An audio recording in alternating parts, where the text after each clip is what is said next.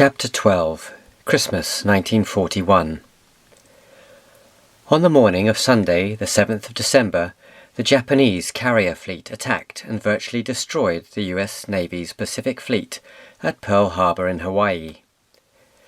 The time in Singapore, across the international date line, was the morning of Monday, the 8th of December.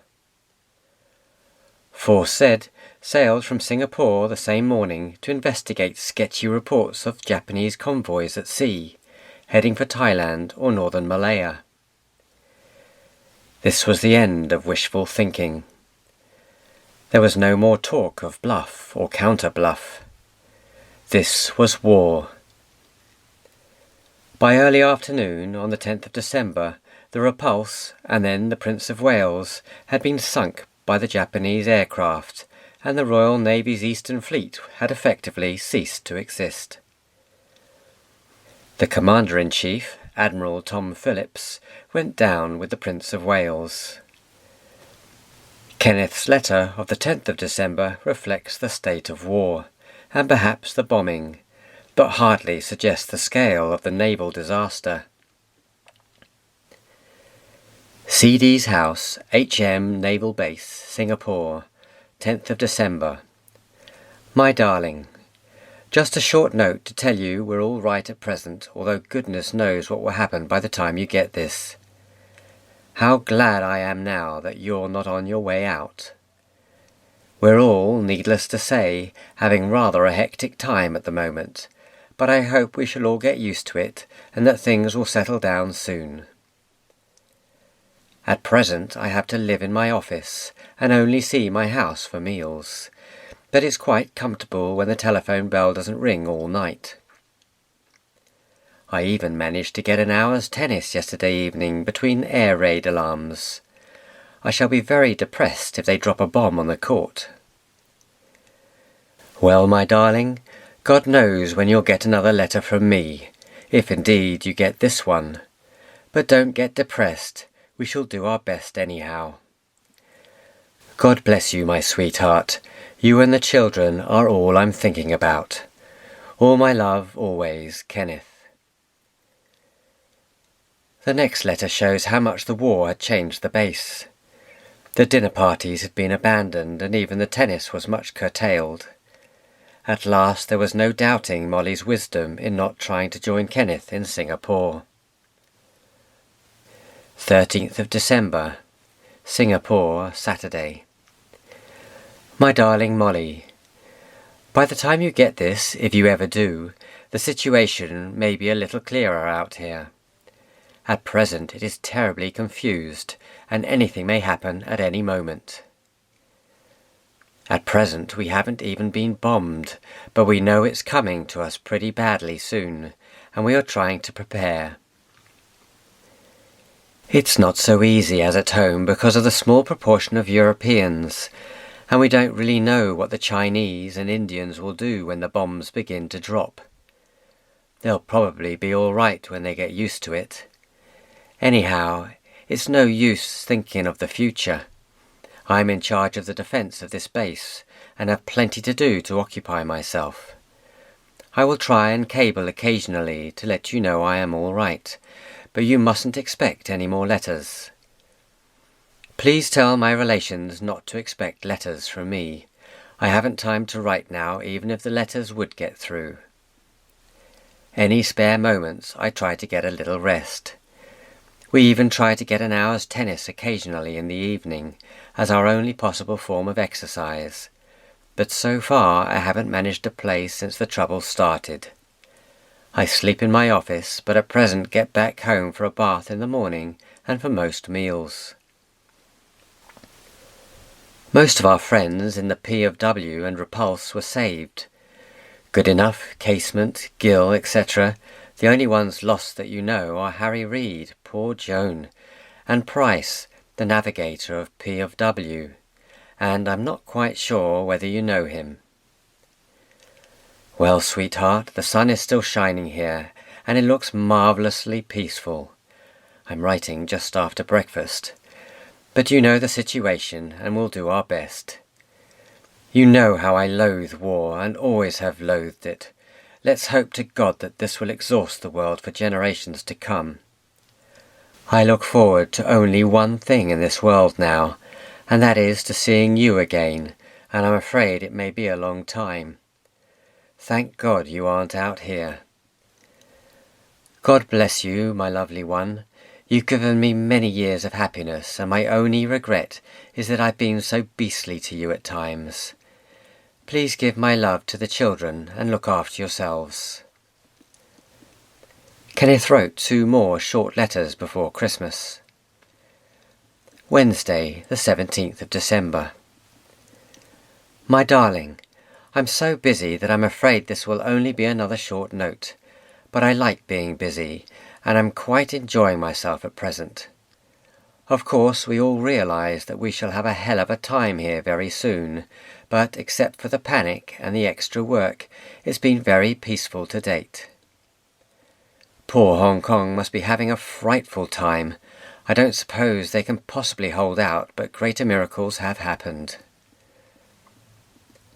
I'm sitting in my office at present, just prior to getting into the bed alongside my desk. It's nearly 10 p.m, and as we can't really black out in this climate, I'm writing by the light of a very shaded table lamp. I spend roughly 20 hours a day in my office nowadays, going home for breakfast at 7:15, for lunch, and usually a couple of hours from 6:30 to 8:30 in the evening, for a bath and dinner, and perhaps even a glass or 2 of gin. Joan Harkness and daughter have left for Australia, and at present we have Michael Goodenough and another commander billeted on us. But it is a very moving population, and I'm afraid Michael may leave tomorrow. I rather hope that he will take this letter and perhaps a parcel for you. My garden is looking its very best. Everything seems to have come out in its full glory to celebrate the war, including a precious white orchid in the front porch. I see very little of it, but still hope I may enjoy some of it in peace later on. Once they begin to bomb us, things may not be so pleasant, because a lot of the natives will probably run, and domestic matters may become difficult. But at present we are having no trouble, and not even any rationing except of butter and tinned foods. I rather hope some of my staff may run away, because there are so many of them, but I don't think they will. God bless you, my sweetheart. I'm thinking of you all the time, but I know you are in good hands, and I'm not in the least worried about anything. We shall defend this little bit of home to the last. All my love to the 4 of you. Kenneth. I sent you a cable at Christmas, but I don't know whether or not it has got through. I also sent a small suitcase the other day with a few things in it. The contents of the suitcase are long forgotten, but I think it must have been this case in which Kenneth sent home a set of gold and mother-of-pearl shirt studs and cufflinks, bought from Selfridges and obviously well used. They were given to me years ago, and I used to wear them occasionally. Sunday, the 21st of December. My darling Molly, so far things here have been much less unpleasant than we expected, although I've no doubt we've got a bad time coming. However, it's very good to have had a breathing space, and I hope we shall all be ready when the trial comes. The Japanese have given us some unpleasant shocks, but I don't think quite everything has gone according to plan even for them. I have got into a very good routine now, whereby I sleep at the office with a telephone at one elbow and a loaded revolver at the other, and go home for my meals. There's always plenty to do because I'm now responsible for the active defence of the base as well as the passive defence and all my other jobs. But I usually get a few hours off in the evening from about 7 to 9, and yesterday I actually had from 4:30 to 9 at home, and we had 4 very good sets of tennis. My tennis court is an absolute godsend now, as it's the only possible means of exercise and relaxation. I find the crisis hasn't spoiled my tennis, and I played as well yesterday as I've ever played. Joan Harkness has gone to Australia, but I got another partner yesterday, and we still managed to take 2 sets out of the Chevaliers. I live in khaki these days, so that I shan't be too conspicuous at night if I have to go out and deal with parachutists. It saves the washing bill too, and makes me feel quite a soldier. I don't think I'll let you down when the time comes, darling, because I know you're in good hands and I'm prepared for the worst, so have ceased to worry about anything. I feel I've got some useful work now too, and am much happier about it, although of course I'd rather fight my first action, if I have to fight at all, at sea. I'll write when I can, darling, but don't expect too much, and keep smiling. God bless you, my sweetheart, and all my love. Christmas Day came. The Japanese armies were now more than halfway down the long Malay Peninsula. Penang, which Molly used to describe to me as the most beautiful place she had ever visited, had been abandoned disgracefully to the Japanese. In the next 2 longish letters, written on Christmas Day and Sunday the 28th of December, Kenneth reflects a relative lull after the major units of the fleet had been sunk and their survivors had been redeployed. But there is some time for tennis again. I don't seem very lucky in my Christmas days, do I?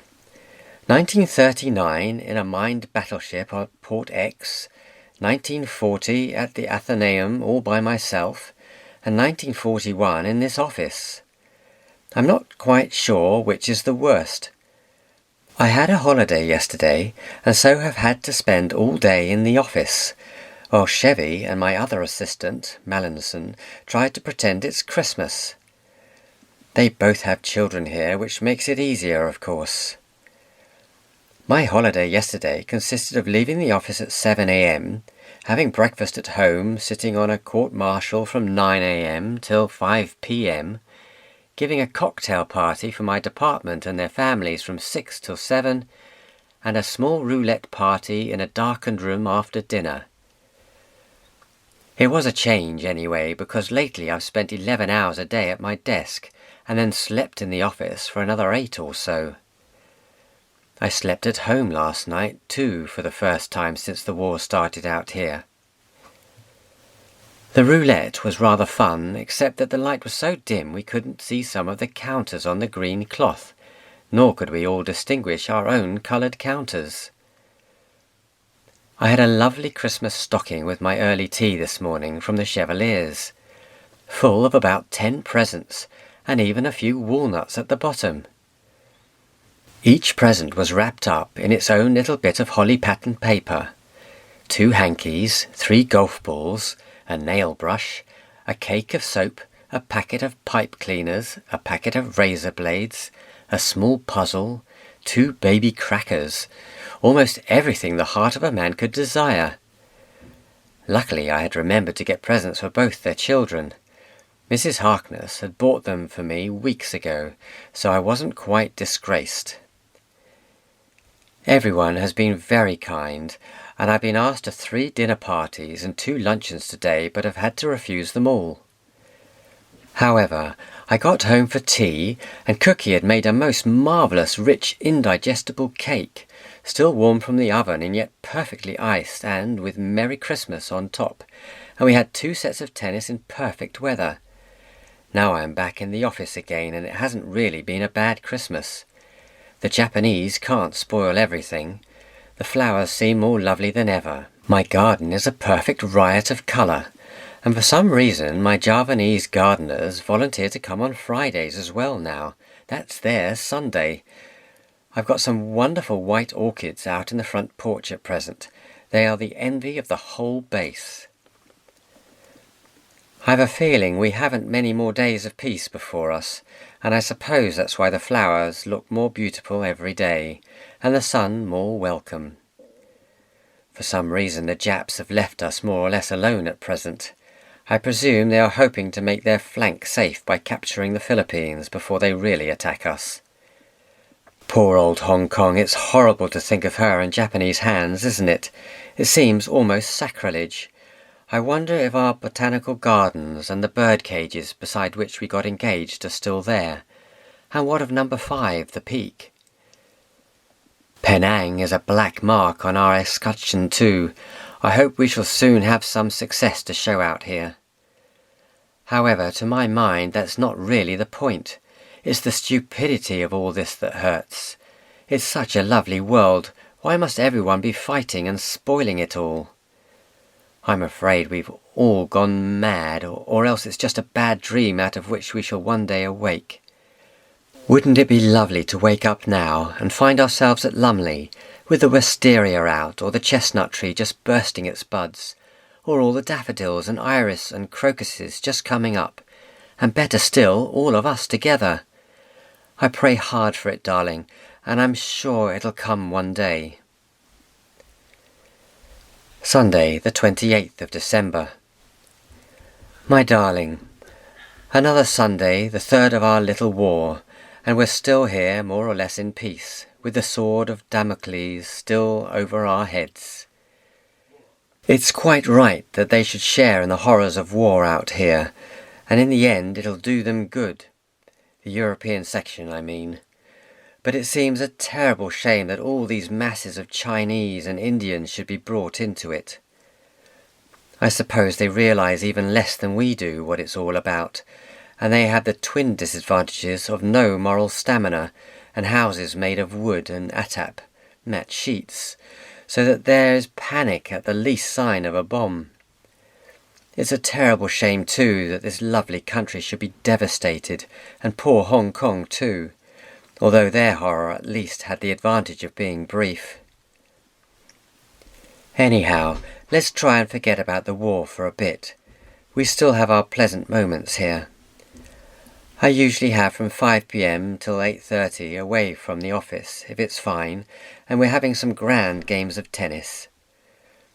Chevy and Pat are always there, and we rake in some other man as a rule to make the 4th.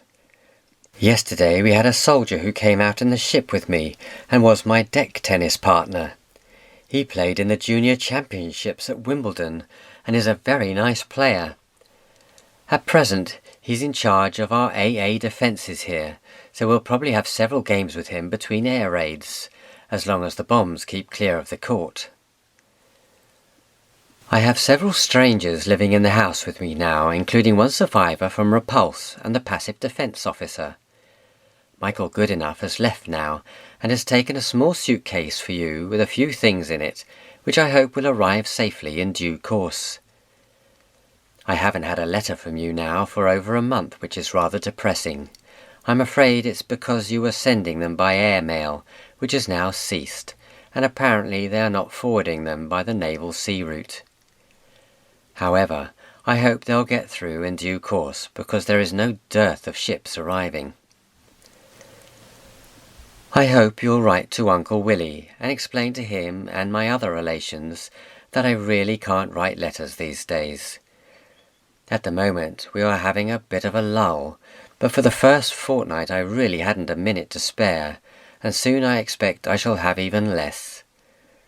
And don't get depressed yourself if you don't hear, darling, because I've no doubt the mail will get worse and worse. I'll be back in time, and we'll see the wisteria together in May 1943 without fail. I wish you could have come out here and shared with me in the glorious things there are here, but it's just as well you didn't, and perhaps some other day we'll come together in greater comfort and safety.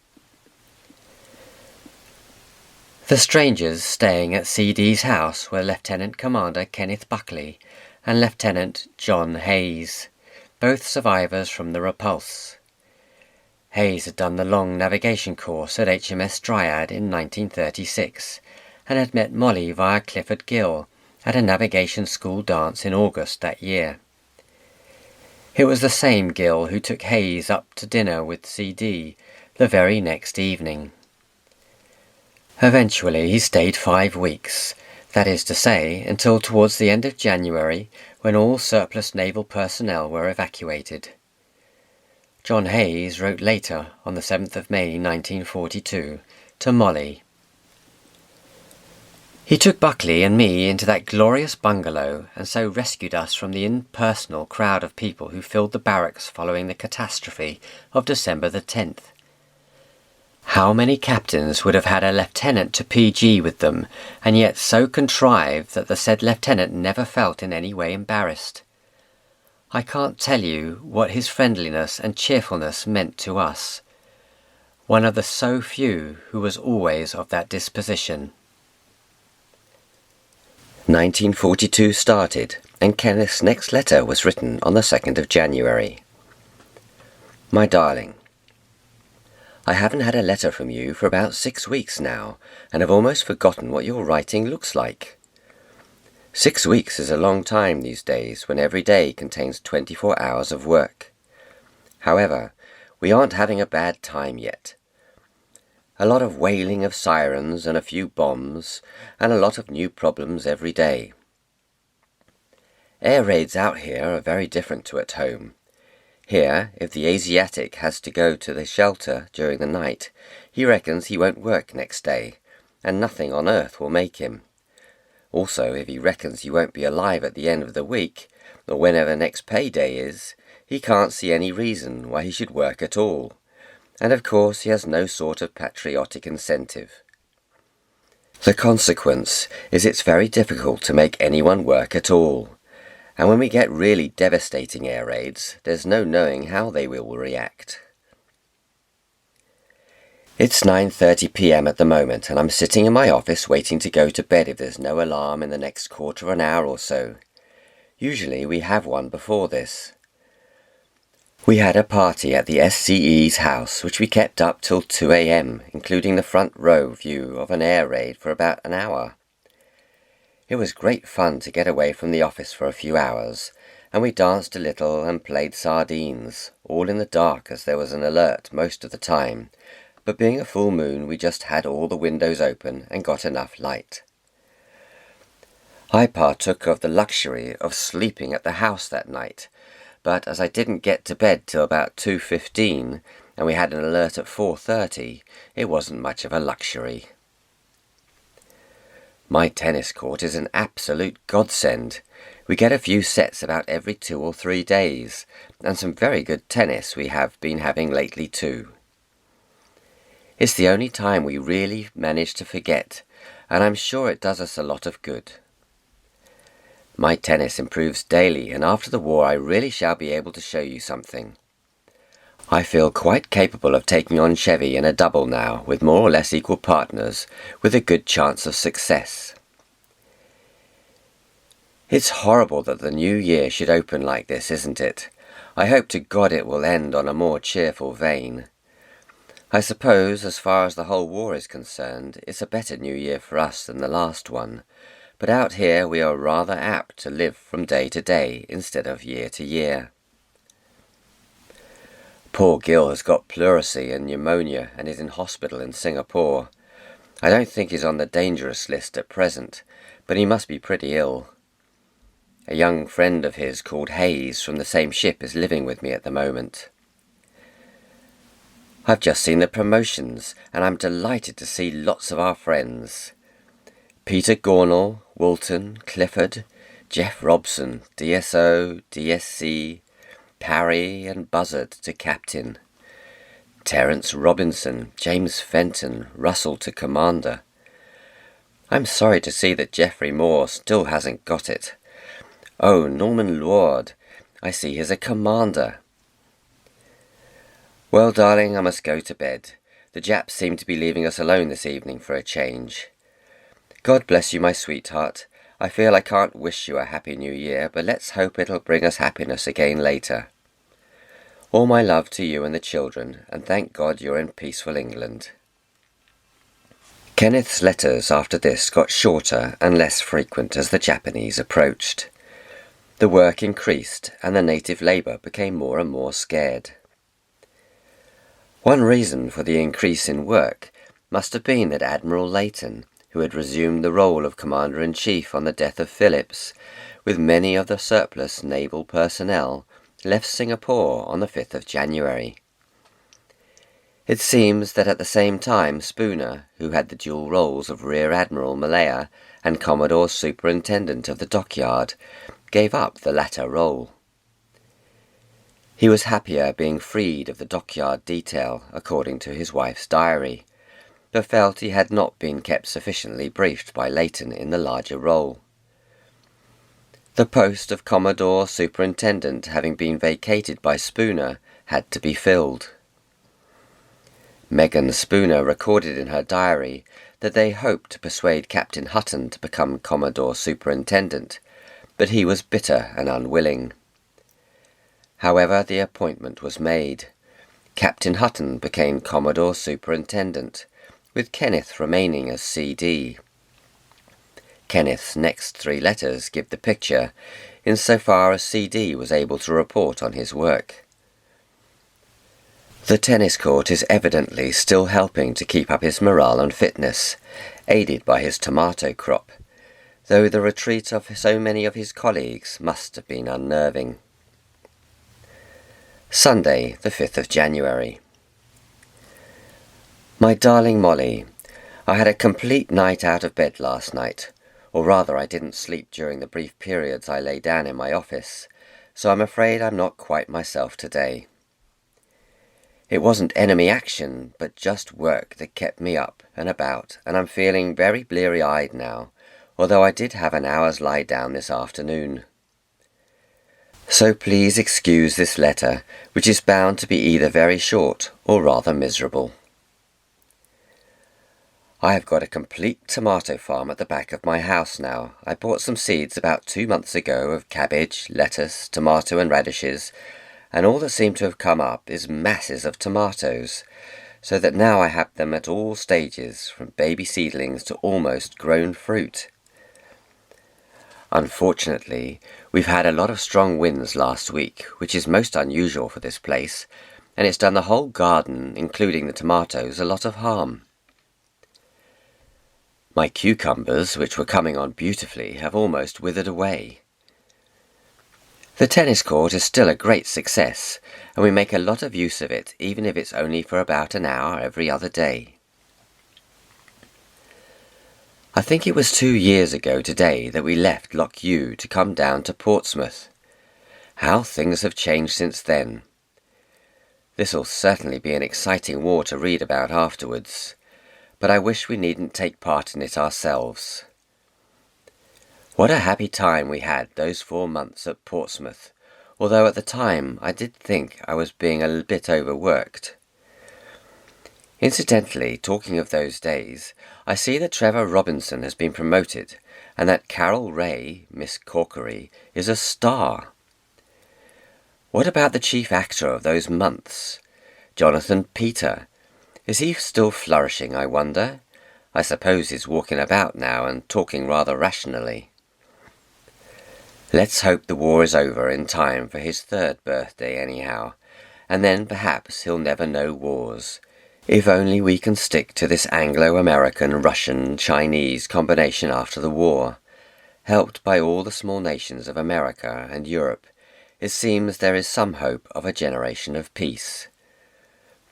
We'll make the best of it if it does come, won't we, darling? Thursday, the 8th of January. I'm afraid I'm rather getting out of the habit of writing letters these days.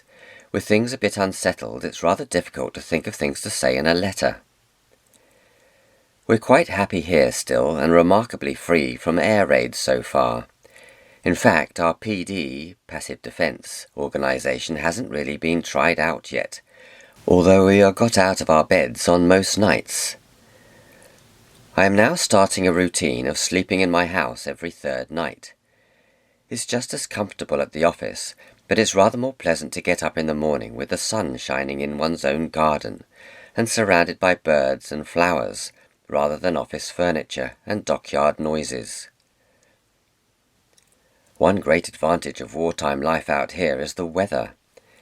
When you have to turn out in the middle of the night, you've only got to slip on a shirt and a pair of shorts, a revolver, a tin hat, and you're ready for anything. I don't even leave my office. I have a veranda overlooking the dockyard and most of the base, and during a raid at night I just sit there in an armchair and watch what's happening. If the aircraft come immediately overhead, I can then slip down into my PD headquarters, which are on the floor below. At home we have a very good shelter at the bottom of the drive, about 100 yards from the house, 11 seconds at my speed. So if I'm caught at home, I go under the house and stand by with the stirrup pump, only going to the shelter in a real emergency. I haven't been there yet, only to fetch my boy, who had left the bar locked up. We still have some excellent tennis, and my garden is at the top of its beauty, and I'm supplying tomato plants to most of the base. Excuse this short note, treasure. I can't really say very much, but we're in excellent spirits after our first month of war, and you needn't worry about us. My only need is letters from you, which seem to have stopped. Sunday, the 11th of January. I'm terribly thrilled because I'm going to have my first afternoon off for over a month this afternoon. It's really almost a whole day off, because I slept at home last night with only one alert, 4:30 to 5:15 a.m. Went to church early and didn't come to the office till 9:30. I'm staying here till noon, and then I'm off till 9:30 tonight. I hope to have an afternoon sunbathing at Commodore Pete's bungalow just outside the base, play some tennis after tea, and then go to my own cinema after supper. We have the cinema in the base still, but we start it at 7:15 and it finishes about 9:30. If there's a moon, it's usually disturbed in the middle, but at present we only seem to get raids in the early morning. We're getting over our first shock here a little, and are getting quite gay again. By Sunday, the 11th of January, most of the women and all the children, except the Chevaliers, had gone from the base, but those remaining, who must have included the Blythe family as well as the Chevaliers, still managed to have some quite cheerful little parties in their own bungalows. The new SCE, a man called Adams, was a great asset and always keen for a party. There are usually some of us congregated either in the bungalow or the chief constructor's or mine. This suggests that Adams had only just been appointed and was relieving Leigh Hunt. Adams's wife lived in Weston-super-Mare, doing a lot of Red Cross and relief work, and Kenneth wondered whether his Aunt Phyllis, a senior organizer in the WVS, had met her. The letter of the 11th of January continued. We even have a little dancing in the bungalows occasionally, but women are rather scarce for that. I haven't got a gramophone, so I'm spared. I think I told you that I now spend every third night at home, which is pleasant because of the surroundings, although I usually sleep better in my office, where I have a very comfortable bed and a telephone right at hand. I'm organising a large Chinese chow party at my bungalow on the 26th of January, which, I'm sure you'll remember, is my birthday, the great age of 40. To plan as far ahead as that in these days is probably very stupid, but we still hope. I understand that a large mail is arriving, or has just arrived, so I really do hope for a letter from you soon. The last one had arrived on November the 28th. As you can imagine how parched I feel, a letter from you is better than a bottle of champagne any day. I don't know if you send me any cable at Christmas or New Year. I haven't received any, but there's no real reason, of course, why I should. The Russians are going marvellously on the Eastern Front, aren't they? I hope they'll soon have a go at these nasty little yellow men, although we can hardly expect the Russians to do everything. The Dutch out here are marvellous, and their submarines are doing wonderful work. We only wish that there were more of them. Still, in another month or two, if the army can hold on, we should have lots of air and sea support. As usual, we weren't ready, and I must say that we out here are most to blame. I think most people thought like me that if the Japs were really going to gamble their existence away, that they would have done it 6 months ago or even 18 months ago, when we really were at a low ebb. The rest of January was a time of hard work, presumably clearing stores and preparing for demolition of the base, though if the native labour were aware that the base might be abandoned, their low morale is understandable. I have found very little in the National Archive relating directly to CD's work in this period, but Lieutenant G.A.G. Brooke, in charge of the Naval Guard of 150 seamen under the orders of the captain of the dockyard, later reported on the very effective work by the dockyard and fire brigade. Kenneth found time to write again on the 17th and on the 20th, still on the headed notepaper of CD's house. Saturday, the 17th of January, 1942. My own darling, I've just had your Christmas present. They are things I've longed for years, and they are the nicest I've ever seen. I only wish I could display them on the golf course. Unfortunately, I haven't been outside the naval base gates since December the 7th. 6 weeks now, although it seems like 6 months. However, I love your present, darling, especially as it's the first sign I've had from you for 2 months. I've had no letter yet, although I understand there are 2 months' mail somewhere in the office, and I'm expecting a whole pile in a day or two. We need some encouragement these days. It's very difficult out here, even if it is our fault that things are in such a perilous state. It isn't realised at home that as soon as a gun goes off or a siren wails, every Asiatic within earshot runs and gets into the nearest ditch and stays there for the rest of the day. You just cannot get any work done. Some run from fright, others just because they should work and consider it rather fun to get a day's pay for sitting in a ditch doing nothing.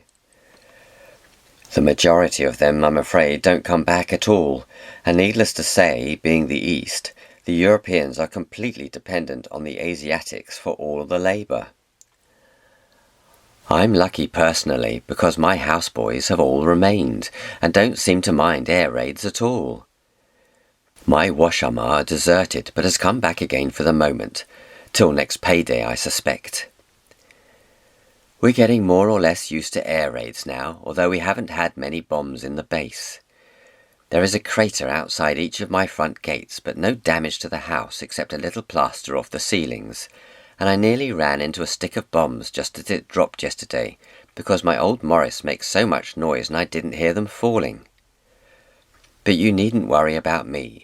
I won't take any unnecessary risks, and the bombing can't be compared to what other people have been through at home and in other places. However, it's all rather silly writing this to you now, because by the time you get this, we shall all be quite safe or Singapore will have fallen. If it falls, as you know, I am quite good at feeding with chopsticks, and I don't propose to emulate the Japanese officers and commit suicide if I'm taken prisoner. Thank God you're not here, darling. You would, of course, have been evacuated to Australia or India by now, but I can work with an easy heart knowing that you and the children are safe and well looked after. I'm not fighting in another war. When this one's over, I shall become a conscientious objector and stay with you always, even if it means blacking shoes or taking in washing. We haven't been able to use our tennis court all this week because the weather has been wet and cold. I've also had a bomb splinter in the middle of the court, but that has done no damage. Anyhow, I've been so busy this last week that I really have had no time. Well, my sweetheart, I hope you're not worrying too much. We're all right. God bless you and the children, and all my love. Tuesday, the 20th of January. We're having exciting times these days and lots of work. I seem to be kept busy morning, noon and night, and seldom leave the office now, even for meals. The office, or the yard that is. I do a fair amount of rushing about by car. My old Morris has survived so far, and my Ford was requisitioned before I'd ever had the pleasure of driving in it. On the 20th of January, Wavell paid another visit to Singapore. It took another 10 days for the Japanese to reach the causeway. During that 10 days, Kenneth was able to add a note to his previous letter and briefly report on his 40th birthday party. Friday, the 23rd. Sorry, darling, I haven't had a minute to write any more, but I am thinking of you and the children all the time. Don't worry about me. I'm enjoying being very busy, and although everything is very difficult at the moment, it might be very much worse, and we'll sort it all out somehow. I'm not nearly as frightened as I thought I should be, and am merely rather angry at the panic others do get into. Even Europeans here seem terrified. But I'm afraid fear is a most infectious thing, and when you see hundreds of Asiatics completely panic-stricken with fear, it's very easy to catch it. It just makes me angry.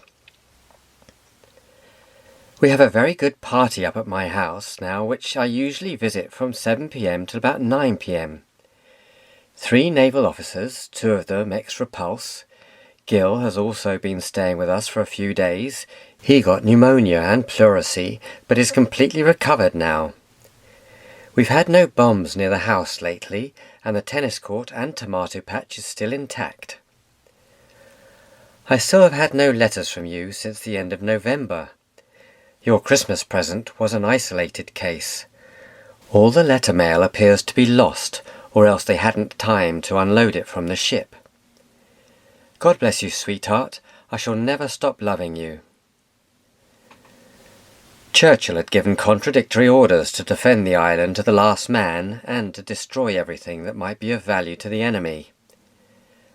Colin Smith, in his book, Singapore Burning, gives a vivid description, mostly quoting Captain Cazalet of HMS Durban, of the chaos that eventually descended on the naval base. The floating dock had been sunk but not destroyed, and there is evidence of conflicting orders on that score, Admiral Spooner being reluctant to destroy equipment which he believed would very soon be in the British hands again. Ships under repair had been rapidly patched up and sailed or towed to safety. Stores of all kinds had been taken by anyone who needed them. Some of the oil storage tanks had been set on fire, but not all plans had been carried out because the army authorities were of the opinion that fires in the stores basin area would impede military operations. On the 27th, withdrawal to the island had been authorised. On the 28th, an entire division of fresh British troops had arrived in Singapore in a convoy, which included the troopship Empire Star and the American West Point. On the 30th, the British rearguard withdrew over the causeway, and the West Point sailed again with Anne Blythe and her family among the evacuees aboard. The Commodore Superintendent, Hutton, and all heads of departments except the Chief Engineer and the Captain of the Dockyard also left Singapore on the 30th of January, according to Captain Bell's subsequent report. On the 31st of January, a breach was blown in the causeway. The siege of Singapore Island had begun. On the 1st of February, the base was abandoned by the Navy. An officer named Critchard helped CD conduct a final search for confidential material prior to abandoning the base. Captain Bell did not comprehend the departure of the Commodore and staff, as at the time conditions in the base and the yard were chaotic. The keystone of British defence against aggression in the Far East had long been stranded, dependent on an inadequate air force and largely demoralised army, and now within mortar range of the Japanese across the narrow Straits of Johore. Another account of this period was written after the war by Philip Reed. On about the 31st of January, the mainland of Johore was abandoned, and everyone came back onto the island. A day or two later, the naval base was given up by the Navy and most of the European personnel, including Commodore F.E.P. Hutton, who was acting as superintendent, went to Ceylon. Admiral Spooner, who remained at Singapore, appointed Kenneth as captain superintendent. Dockyard offices were established in Union Buildings, which is on the seafront in the town on the south side of the island. Kenneth had with him Commander B.M. Douglas, who had been ARP officer under him in the base. They had a tremendously busy time organising a base on the south side of the island and trying to ship men and stores away.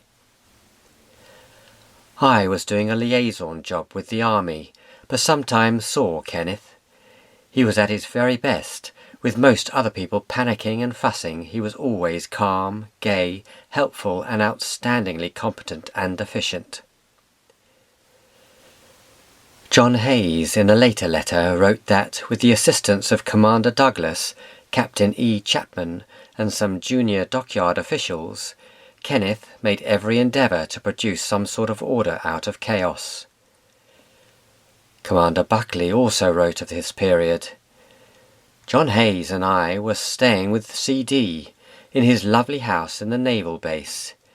He had to clear out on February the 1st, and he and Douglas and Lee Hunt, dockyard official, took a house in Cluny Drive, at the back of Singapore City. He opened offices on the top floor of Union Buildings overlooking Singapore Harbour, and I saw him twice during the next week for a minute. He was holding down a huge job in one large room, and the place was always crowded with people getting orders or asking for jobs. Never did I see such a babel. However, C.D. carried on in his inimitable, cheery manner, and he told me that he had a little peace during air raids as some of the faint-hearted disappeared, and that the only chance of seeing any papers was when the raiders' overhead alarm was given and the majority got under the tables. The fact that Lee Hunt was still in Singapore suggests that Adams hadn't had time to learn the ropes of the SCE's job, and his party-loving had become less valuable than Lee Hunt's experience.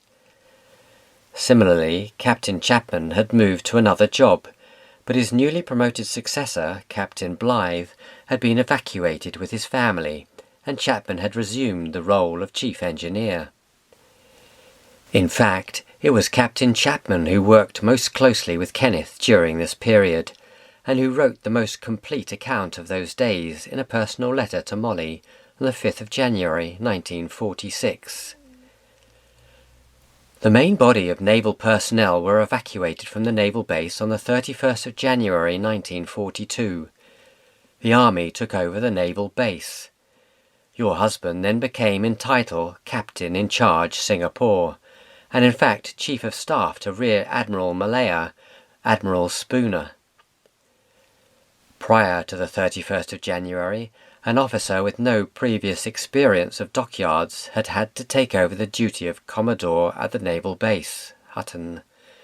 Things were then already approaching the inevitable phase of order, counter-order, and general indecision. This officer had to depend very largely on your husband for advice, and for execution of hurried plans. During this irritating period, my own and Atkinson's problems often overlapped, and then, as always, I found clear thinking and, beyond price, a sense of humour, which made everything seem so much easier. After the 31st of January, our offices were removed to a commercial building, Union Building, on the waterfront in Singapore town. Here your husband presided over a representative of each of the naval dockyards departments, stores, pay, fuel, and the shipbuilding and engineering. Our job was to complete any Admiralty contracts at Mrs. Thornycroft's and at the Singapore Docks and Harbour Board, and to do what we could to get the bits and pieces evacuated. It was mostly rather vague and generally rather hopeless. The Admiral moved about a great deal with the Army staff, etc., and your husband often experienced difficulty in finding him and getting decisions. Atkinson never once got bothered. It was typical of your husband's charm of manner that as soon as we evacuated the base, he invited Douglas, an RN commander, Lee Hunt, an Admiralty civil engineer, and myself to share a house he had commandeered in Singapore. Here we found every detail planned with Atkinson efficiency. His staff of servants had followed him loyally as his leadership demanded. While we were there, I did not see a great deal of him by day, and after dark I used to go back to the naval base to work. When I did see him, he was usually whisked off to telephone, or had no chance to relax. Shells began to fall unpleasantly close to the house, so we packed and retired to the office to live. We were fairly comfortable and cared for by a few naval ratings. Our offices were high up in a tall building, with a very good view of the harbour. From the roof we could get a good all-round view, and could almost see the ring closing in upon us. It was now difficult to remember exact dates. I think we must have left the house to live in the office on the 8th of February. It may have been a little later. I am afraid I can tell you little about your husband's actual work at this time. Sometimes when I saw him, he appeared to be giving sailing orders to masters of ships about to leave. At other times he would be giving some decisions as to what scorched earth policy should be carried out and when. Once we both drove out to see Admiral Spooner and discussed our own evacuation. At all times he, Atkinson, was the same precise and humorous person. Cluny Drive, still so named in modern times, 2007, runs north to south alongside the Botanical Gardens north of Singapore City. It is doubtful if Kenneth spent much time there. Union buildings were on the old waterfront, Collier Quay, very close to Clifford Pier, and there is some suggestion that the top floor had previously been the offices of the German consulate, no doubt with an excellent view of naval comings and goings. The fact that Kenneth took over the job of the Commodore led Geoffrey Thistleton Smith to tell his godson, my brother John, that our father had been made an admiral in those last few days in Singapore. Uncle Geoffrey may have said this as an encouragement to John, but it is not true. Commodore is an appointment, not a rank, and Kenneth was certainly never officially appointed to the job, even if he was doing what was left of the work, and doing a better job than Captain Hutton could have done. Kenneth's last letter was written on Friday, the 6th of February, number 79 in the sequence since he left Liverpool, and with no address line. My darling, I don't know if letters ever get out from beleaguered islands, but let's hope for the best.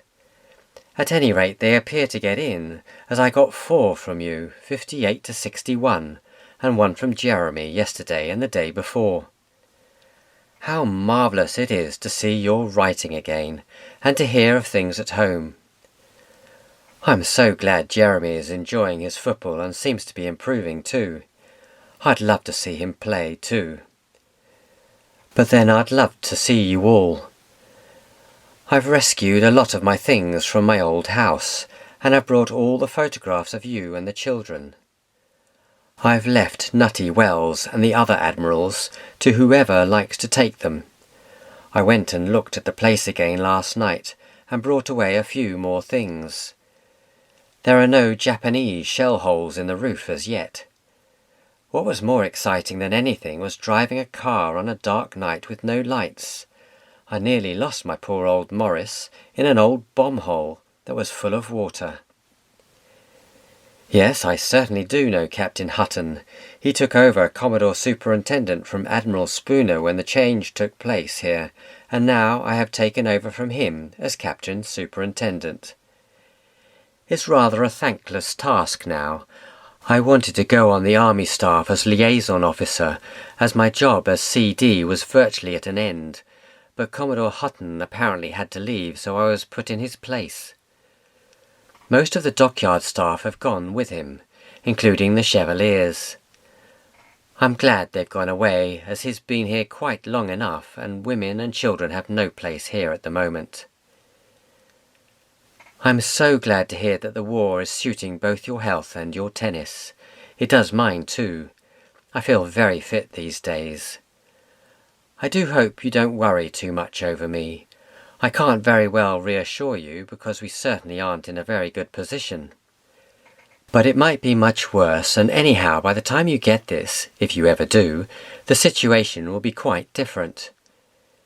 Anyhow, darling, I'm feeling quite happy and ready for anything, only longing to see you again. All my love, sweetheart, Kenneth. The apparently indicates that CD found the departure of Captain Hutton as odd or incomprehensible, as Captain Bell had done.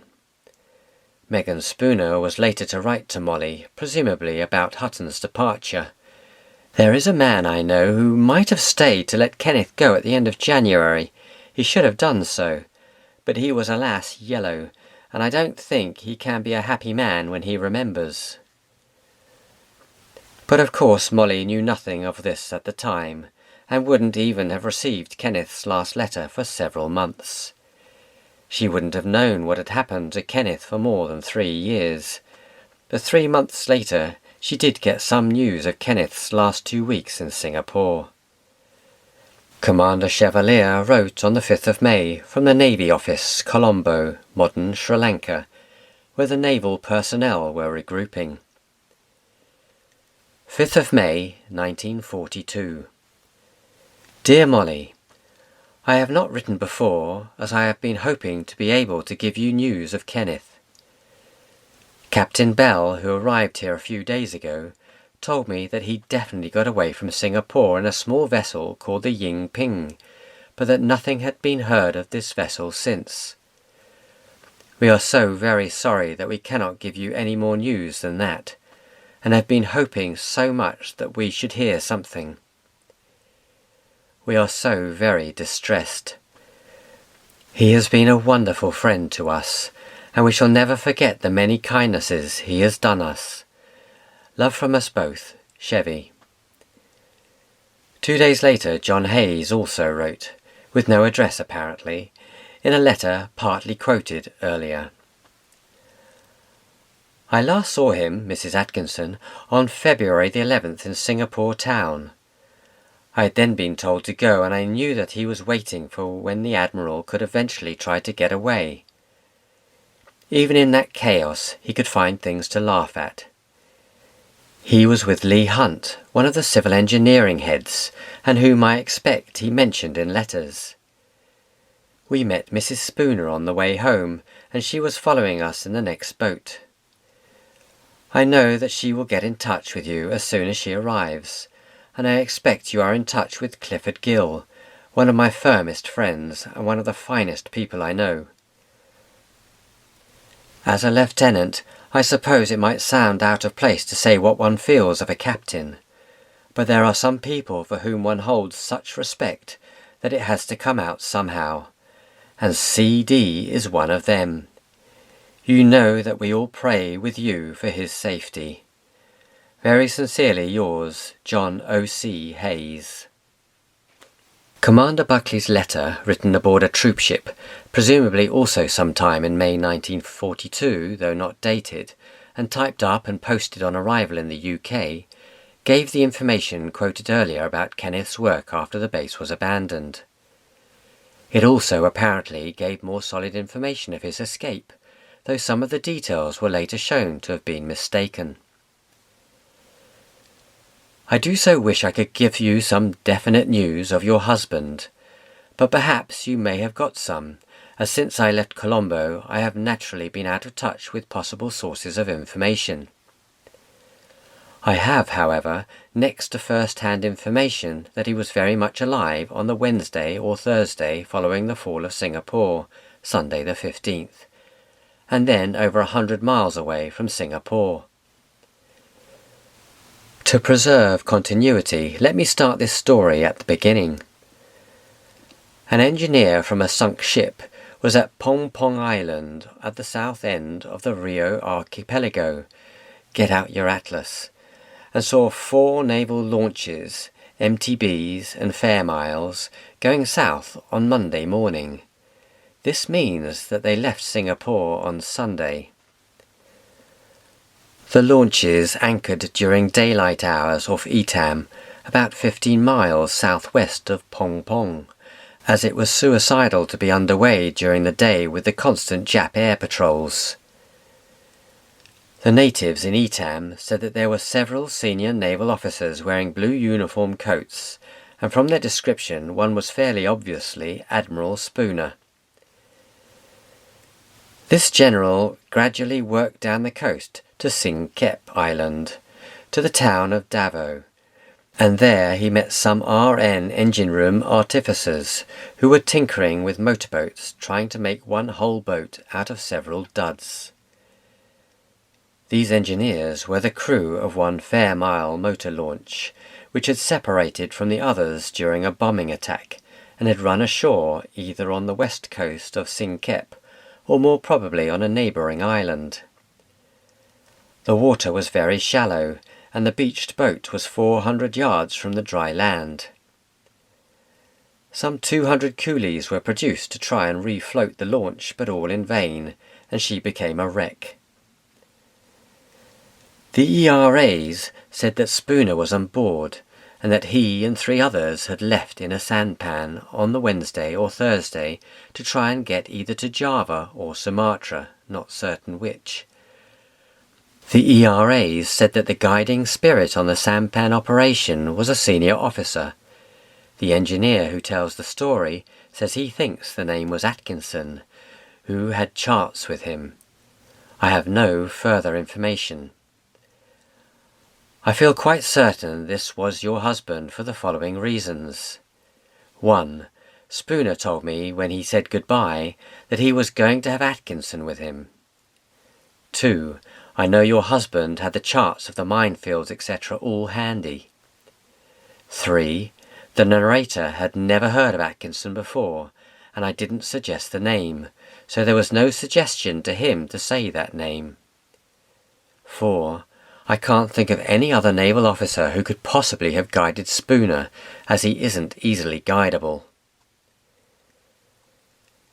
This letter, which also contained the sketch map reproduced here, will have reassured Molly that Kenneth had escaped from Singapore, but not what had happened thereafter. Commander Buckley's hopes that there would have been more information available from Colombo were not well founded. The only information available, as far as I am aware, was a rumour that, in the chaos of the last few days in Singapore, with demoralised and drunken troops everywhere, heavy black smoke covering the whole city, civilians crowding the waterfront, Kenneth had been shot by mutinous Australian troops, trying to storm aboard the Empire Star, the last liner to leave Singapore. Richard Gough wrote the story up in lurid detail in The Escape from Singapore, 1987. In spite of the apparent organised confusion which seemed to exist around, the captain of the dockyard, Captain T.K.W. Atkinson, managed to appear unruffled as usual as he stood near the foot of the gangway. Leaning on his walking stick and immaculate in his white uniform, he slowly straightened up and moved towards a group of bush-hatted, armed Australians moving through the crowd towards the gangway. What happened next is unclear, but he confronted their leader and asked to see their orders. There was a burst of rifle fire and he was gunned down. The gang then moved forward, levelling their weapons at the onlookers and crew on deck as they boarded the vessel unmolested. Several of these details don't ring true, not least the immaculate white uniform. We know that CD had been in khaki earlier, and that the Admiral was seen in blue. Would CD, or Captain in Charge Singapore, as by then he was, living and sleeping in his office, have wasted time getting into a white uniform, which would undoubtedly have been anything but immaculate very soon under the conditions? Perhaps as a symbol of his authority and as a way of getting through the crowds, but I doubt it. John Hayes also recorded the rumour in his book, Face the Music, A Sailor's Story, 1991, in rather more convincing terms. The streets were full of debauched, drunken Australian soldiers, deserters from their units, breaking their way into any hotel they could find. They invaded one of the last liners to leave, the Empire Star, which was trying to embark women and children evacuees. Kenneth Atkinson, the King's harbour master, a lovely man, was trying to quell them, and they shot him. Stephen Roskill, a serious historian after he retired from the Navy, also believed the rumour, which he recorded in his private papers, but didn't ever publish because there was no corroboration, though he did add a note that Molly must never be told. Somebody must have told Molly, because I remember a whispered conversation between her and my grandmother in which I overheard the words, "the Australians." With a child's instinct, I smelt a rat, and deduced that there was somehow something discreditable about my daddy in this conversation, which I was not meant to hear. I only hoped that Mother by then knew, from Buckley's letter, that Kenneth had escaped from Singapore, and that the rumour was therefore just that, a baseless rumour. On the other hand, she got a letter from Jim Lang, written on the 26th of May 1942 from HMS Jervis, which might have shaken her confidence. It was only yesterday that I learnt that Kenneth had been killed. It came as a terrible shock to me, and I cannot in words express what I feel. My grief as one of those privileged to consider myself a friend of Kenneth's is enormous. Yours, as his wife, must be 10 times as heavy. If real heartfelt sympathy helps, please accept mine. I first met Kenneth in 1933 in the Eagle, and from that moment he was kindness itself to me, and assisted me enormously in every way. Yet, although I was so much his junior, he always treated me as his equal, a fact I appreciated tremendously.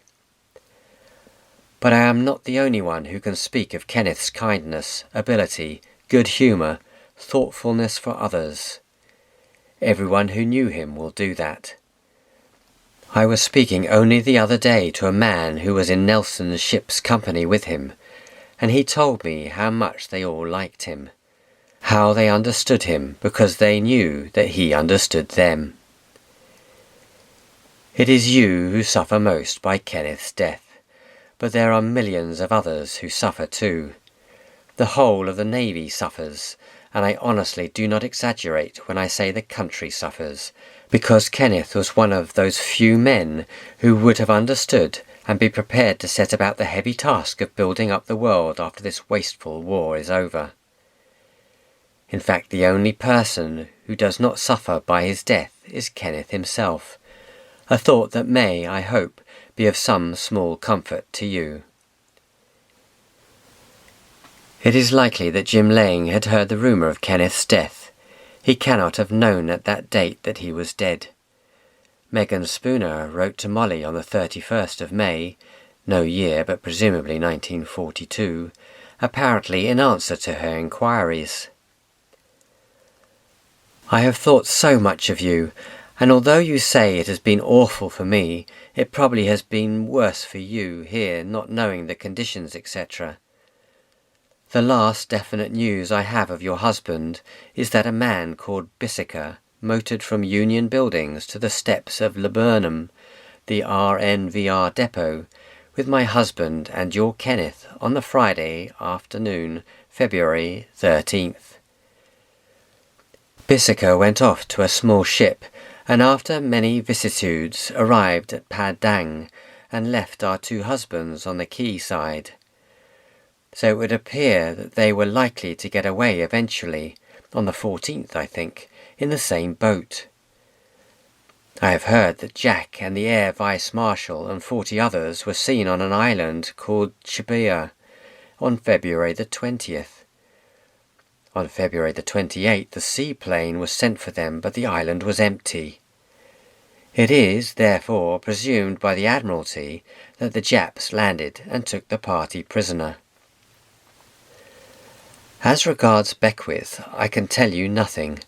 I saw him last on March the 9th. I wish I could be more helpful. The whole affair was such a tragedy and so maddening. Of course I'll let you know anything I may learn. Meanwhile we must both hope. I trust you and the children are well. It is very difficult, isn't it? Your husband was magnificent in Singapore, and that is something to be proud of and to cherish.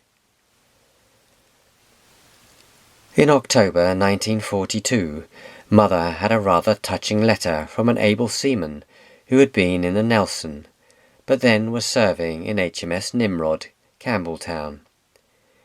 It was addressed to Commander Atkinson and signed with the time-honoured ending appropriate to all official letters to a senior person in the Navy.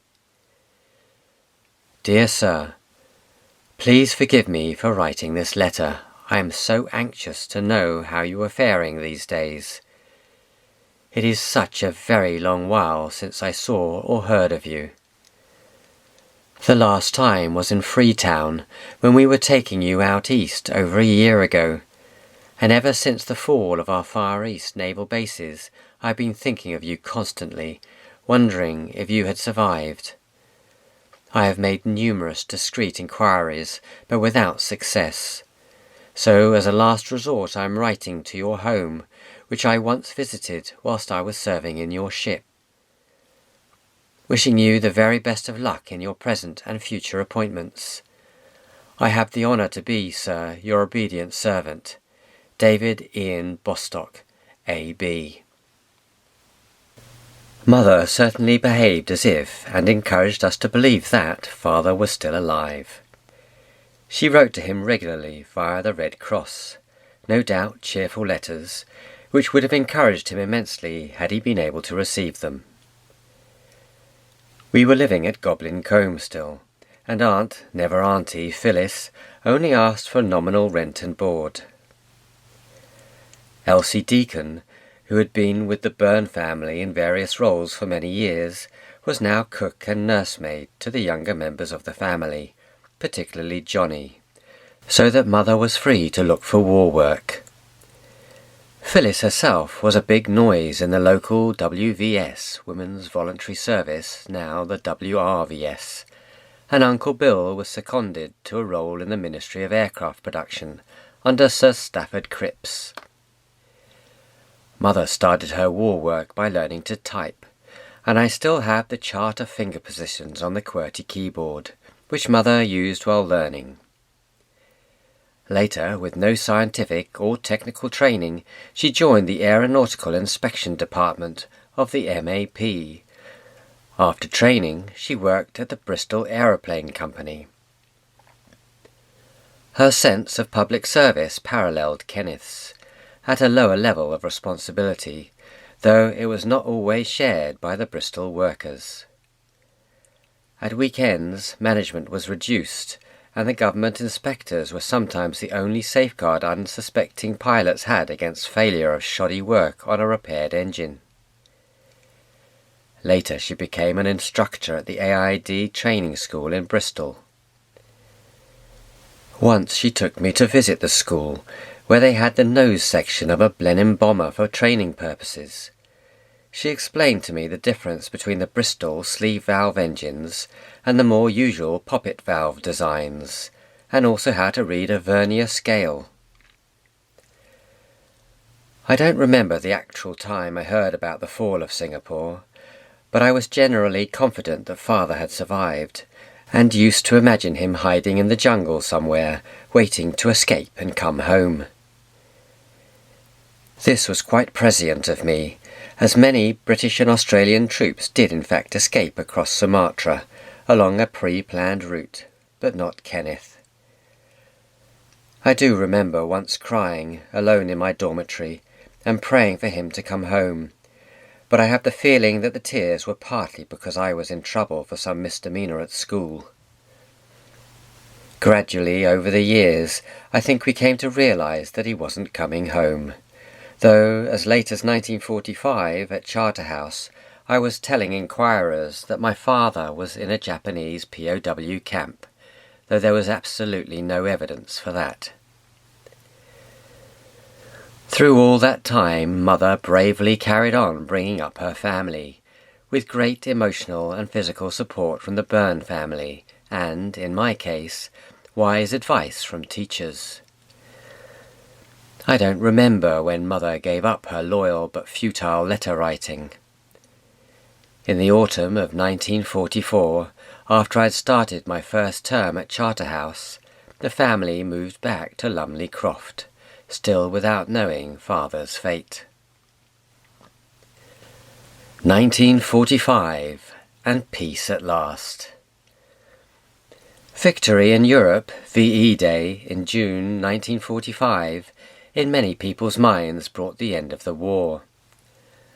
I was now in my first summer at Charterhouse, and I was having a yearling net cricket practice when the school bell rang out to signal the news. I had been recommended to Bob Arrowsmith as promising by R.C. Robertson Glasgow, younger brother of my prep school headmaster. However, I was short-sighted, and in the days before plastic, still less contact lenses, found cricket and the expectations of my teachers quite a burden. I always felt that the school bell on that sunny June day was a sort of salvation from a game that I had disliked ever since rejoining it after my summer of scarlet fever 4 years earlier. I was never again put down for a yearling net, or any other serious school cricket, though I did come to enjoy batting at a more casual level. The school celebrated VE Day with a whole holiday and a bonfire. My closest friend at that time, and daddy in my boarding house, Saunderites, was Robert Barnard, and we spent the extra holiday on our bikes riding the A3, untroubled by traffic, towards Hindhead and back, picnicking by the roadside. Food, of course, was still rationed, but at that time bread wasn't, though it was later, after the war was over. So sandwiches would have been provided by the house. I remember that tins of baked beans in tomato sauce were on points, a sort of rationing of extra items beyond the basics, which enabled you to choose what to spend your points on. However, we discovered a village shop some distance from the school which had a supply of baked beans in gravy that were not on points. My feeling is that the shop was west of the Guildford bypass, an area where we were forbidden to trade with itinerant ice vendors, but not out of bounds, as it did not involve crossing a railway line, which defined our bounds.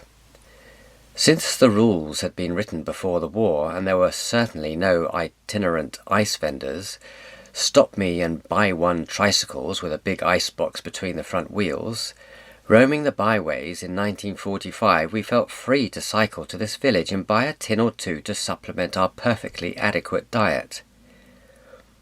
Whether these beans featured on our VE Day picnic, I do not know, but I do remember that they were very dull eating. But, of course, VE Day was not the end of the war, nor, for us, was VJ Day, Victory over Japan, which came during the summer holidays. So, on the latter occasion, there was no cricket to avoid, and no friends to go cycling with, and, of course, no answer immediately to the fate of our father. We did celebrate in a mild way at home. I hung candles in jam jars round the eaves at Lumley Croft, a highly dangerous operation in theory, though I don't remember that I managed to get any of them to stay alight long enough to present either spectacle or hazard. We had Gerald Gladstone's family staying with us, Gerald being captain of HMS Osprey at the time, and several years later, after other distinguished posts, Commander-in-Chief of our Far East Fleet. Biff and Boff had been friends from World Cruise days in the 1920s, and I am sure Father would have been pleased by his colleagues' greater luck and success. The official report of Father's death was dated the 30th of October 1945, and the Times published an obituary on the 2nd of November, though Mother had heard the circumstances unofficially in October from a Lieutenant Hancock, RNVR, who had been a prisoner of the Japanese with Lieutenant Patrick Wilkinson, RMNVR, the skipper of the Yin Ping.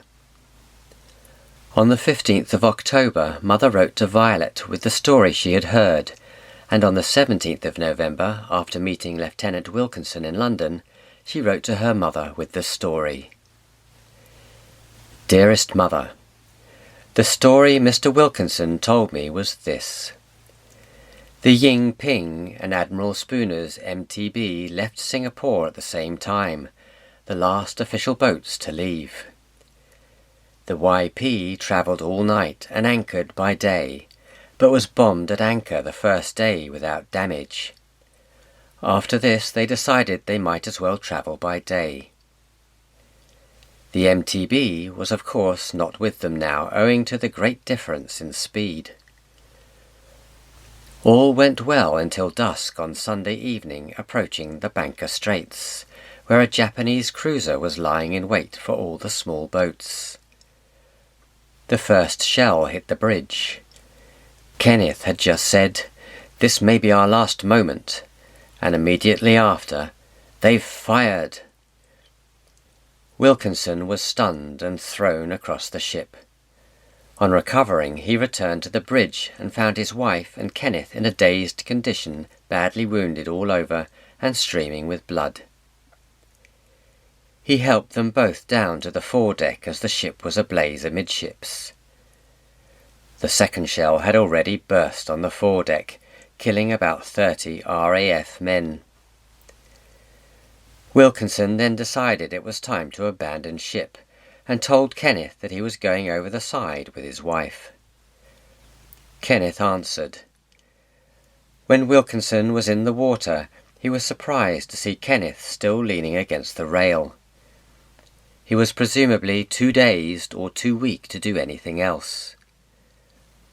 Wilkinson felt much clearer in the head once he was in the water, and as the ship slipped past him realized there was a boat intact and about 20 people uninjured on the afterdeck. So leaving his wife, who had a life jacket on, he got aboard again and eventually got off a boatload of survivors. He never saw his wife again. It was pitch dark now, except for the flames, and very suddenly the ship sank like a stone. Wilkinson had been partially protected by his wife when the shell burst, but even so had 36 bits of shrapnel in him. Kenneth had no protection and was presumably far more seriously wounded.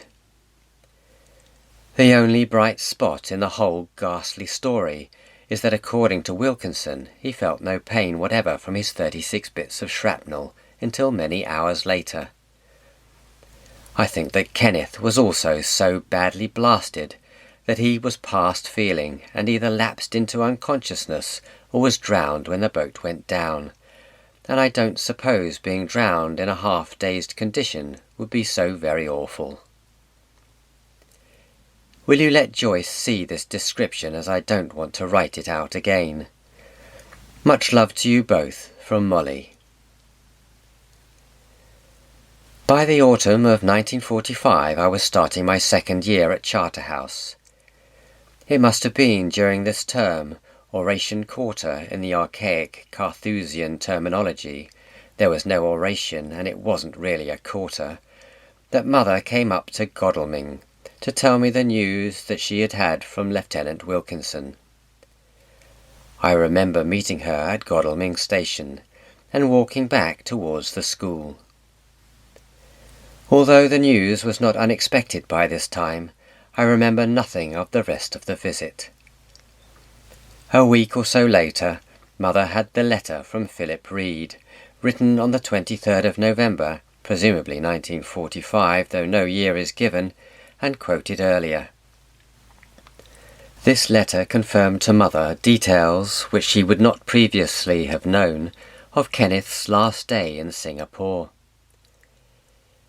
Philip Reed, who had been senior officer in a Japanese POW camp, wrote, On the 13th of February the capitulation had been accepted as inevitable, and Admiral Spooner decided that all remaining naval personnel and small craft should try to get to Batavia, leaving Singapore on the night of the 13th to the 14th of February. I went to a meeting on the morning of the 13th in the temporary Naval HQ at Fort Canning with Admiral Spooner, Air Vice Marshal Pulford, Captain F.S. Bell, C.B., Kenneth, and one or two others. Kenneth was very well, and as cheerful and unruffled as ever. We spent that afternoon and evening at the Laburnum Jetty, embarking soldiers and civilians. I saw Kenneth and heard that he was leaving in a small tug, the Yin Ping. Richard Poole, then a sub-lieutenant, was one of the one or two others at that meeting, and I managed to speak to him on the phone shortly before he died. He thought he had seen Kenneth there, but his memory was naturally vague after so many years and the trauma of his escape, capture and imprisonment. This is where the story lay for nearly 50 years, until 1993 when the PRO opened the files on the disaster of the Malayan campaign and the fall of Singapore. I had felt no need to ask any further questions, but some newspapers found a story on the alleged bad behaviour of Australian troops, many of them having arrived in Singapore only days before the fall. The Daily Telegraph story on the 12th of January 1993 included a repeat of the rumour about Father, quoting from John Hayes's book. I immediately looked Hayes up in the Who's Who and found that he was still alive. Retired Vice Admiral Sir John Hayes, KCB, OBE, Lord Lieutenant of Ross and Cromarty. Phoning him, we had a good chat, and I told him what had actually happened to my father. He subsequently wrote to me, "I was devoted to your father, first when I was qualifying in navigation in the old Dryad in 1936, then as a survivor from Repulse. You can imagine my lifelong gratitude for him taking me into his lovely house in the naval base." Hayes also comments in that letter that Jackie Spooner was responsible for Hayes not becoming a prisoner of war. In the same letter, Hayes writes that he had reread his recently published book and that he was relieved to find that in no way had he said that he had seen my father shot while confronting Australians.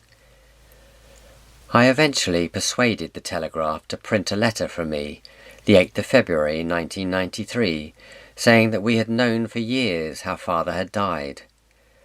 I added that whatever sins mutinous Australian troops had committed, my father's murder was not among them.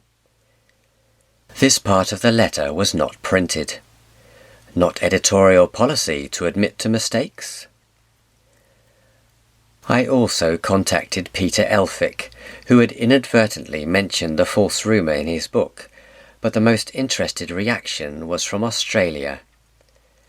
My letter to the Telegraph had stated that I had documentary evidence that Father had escaped from Singapore and had died at sea. This was picked up by the Australian historian Lynette Ramsey Silver, who had mentioned the alleged murder of Dockyard Captain T.K. Atkinson by a party of soldiers, felt-hatted and said to be Australian, in her book, The Heroes of Rimau, 1990. Lynette wrote to me, the 7th of June 1993, via the Daily Telegraph, explaining that, though usually wary of secondary source material, Richard Gough's account had been so detailed, though without reference notes, that she had assumed it to have been an eyewitness account. Shortly after this flurry of public interest, I started my visits to the Public Record Office, now the National Archive, and eventually dug out 2 official reports on the fate of the Yin Ping. Lieutenant Wilkinson's official report and a report by Captain E. Chapman, written after those officers had returned from being prisoners of the Japanese. These allowed me to fill in more details of the short but eventful voyage of the Yin Ping, though it is certain that Mother never read nor wanted to read them. From these accounts we learn that some of the details in Commander Buckley's 1942 letter, based on the hearsay reports quoted earlier, were inaccurate. It is certain, for example, that there was no plan for Kenneth to accompany Admiral Spooner in the final escape, except that their two vessels kept company in the early stages through the minefields. The true story, albeit recollected after 3 years of tough conditions, seems to be in outline as follows. On Friday, the 13th of February 1942, the Yin Ping, commanded by Lieutenant Wilkinson and under the orders of Captain Atkinson, was at anchor off Clifford Pier. During the afternoon, Kenneth received Admiral Spooner's orders to proceed to Batavia.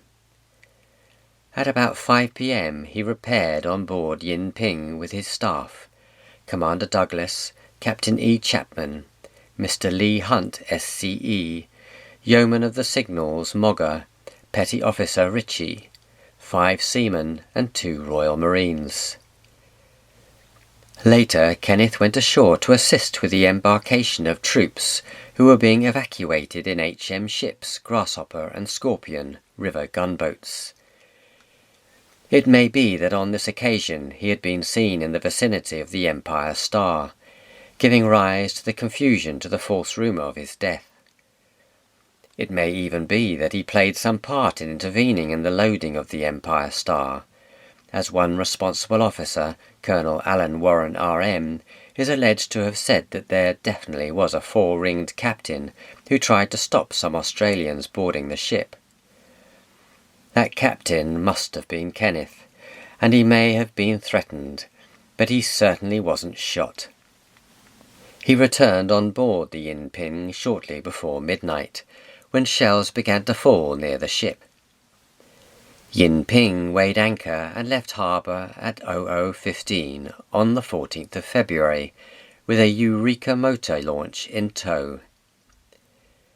Chapman and Wilkinson both commented that the night was dark and visibility poor on account of smoke from fierce oil fuel fires from the fuel depots, which were being denied to the enemy.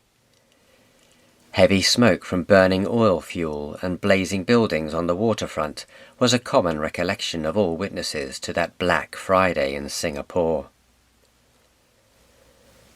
The Yin Ping's journey was delayed by going to the assistance of various other vessels, which had run aground or broken down in the darkness and confusion among the minefields. The Yin Ping was unable to take on board many of the survivors from these vessels, as she had a quantity of coal on deck, and if any more personnel had been embarked, the stability of the tug would have been impaired. Among these vessels was the Fairmile launch, No. 310, with damaged steering gear, carrying Admiral Spooner and AVM Pulford and Richard Poole among others. Kenneth went off in the Eureka to offer help to 310, but meantime the launch had managed to get back into deep water and was proceeding independently. The Yin Ping had been anchored during these operations, and when she tried to heave away, raise the anchor, the windlash sheared a pin and was found to be unrepairable, so the cable was cut and the tug proceeded at 6:50 a.m. The morning of Saturday, the 14th of February, saw the Yin Ping passing uneventfully through the Durian Straits. Several other fleeing vessels were sighted, and large numbers of Japanese aircraft passed overhead, but did not molest the escaping fleet. However, the presence of these planes, 187 in total between 9 a.m. and midday, according to one source, meant that the escapers had surely been sighted. Late in the morning or early afternoon, HMS Malacca, a minesweeper, was seen anchored close inshore. Kenneth instructed Wilkinson to make fast astern. This was not popular with the Lieutenant Milne, the skipper of Malacca, as the Yin Ping was still accompanied by the Eureka and the waterboat Daisy, so that proceedings had begun to look like the final day of the Henley Regatta, to quote Frank Mann, who was aboard the Malacca, but writing some time after his escape. Lieutenant Milne had further cause for dissatisfaction in that he had managed to obtain some camouflage netting from a burning go-down warehouse before leaving Singapore. This netting only partially covered his ship on the seaward side. Despite Milne's objections, Kenneth's higher rank carried the day, and Yin Ping made fast. Unfortunately, the tide had turned, and Malacca had swung round so that her uncamouflaged side was to seaward.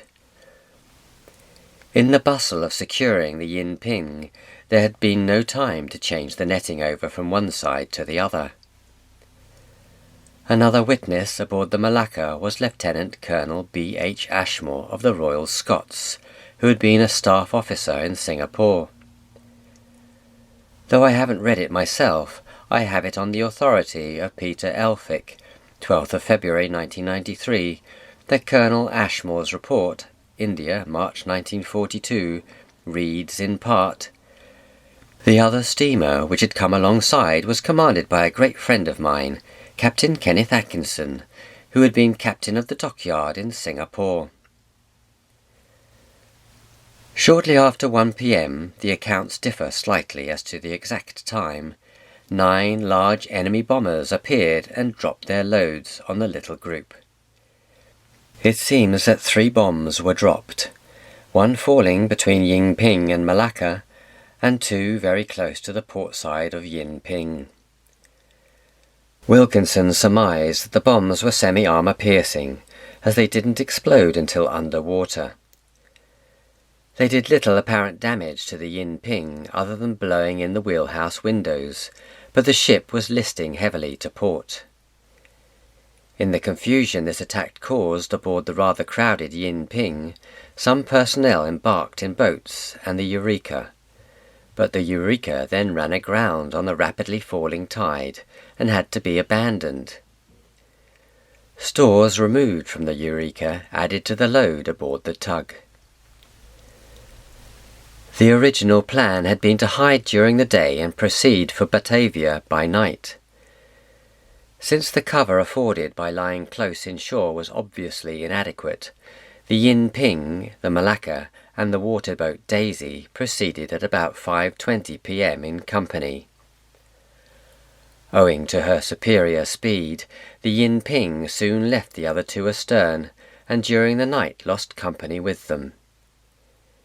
It seems the Malacca had some damage to the condenser as a result of the bombing, but even undamaged her maximum speed was only 6 knots.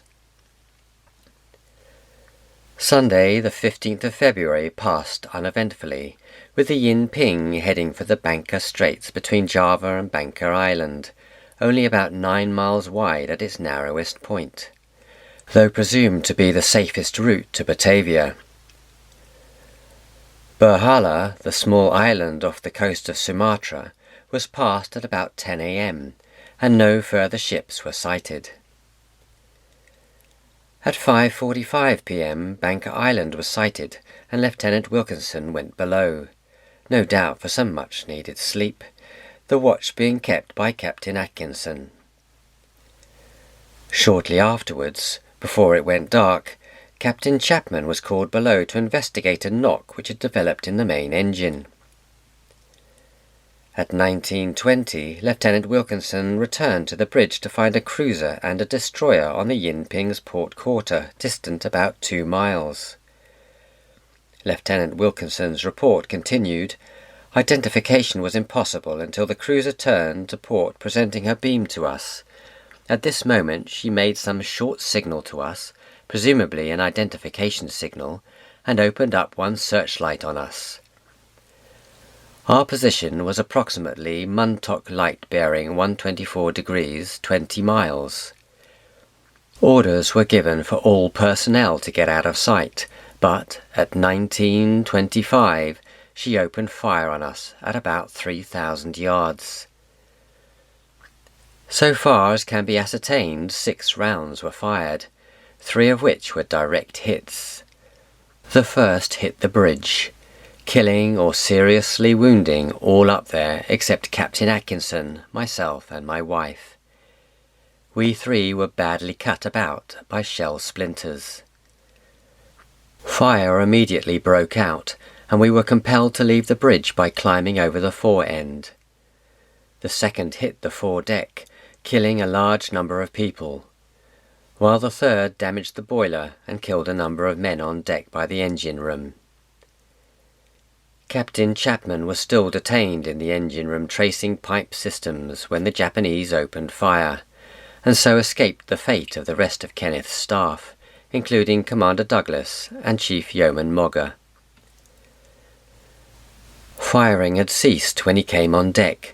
The Yin Ping was unarmed, but the decks were littered with dead and wounded, and the tug's upper works were burning furiously.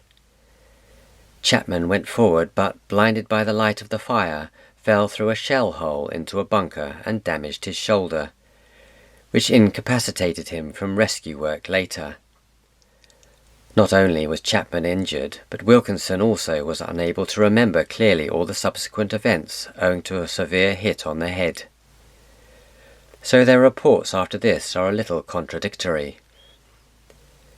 The order was given to abandon ship, and it seems probable that Kenneth, in a dazed condition and with a severe leg wound, never left the foredeck and went down with the ship.